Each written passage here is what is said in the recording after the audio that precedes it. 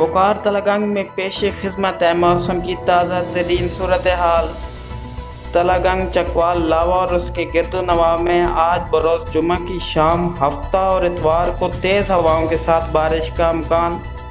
हफ्ता के रोज़ चकवाल तलागंग में 3 मिलीमीटर, लावा में 1 मिलीमीटर, पिचनंद और टमन में 2 मिलीमीटर बारिश का अमकान।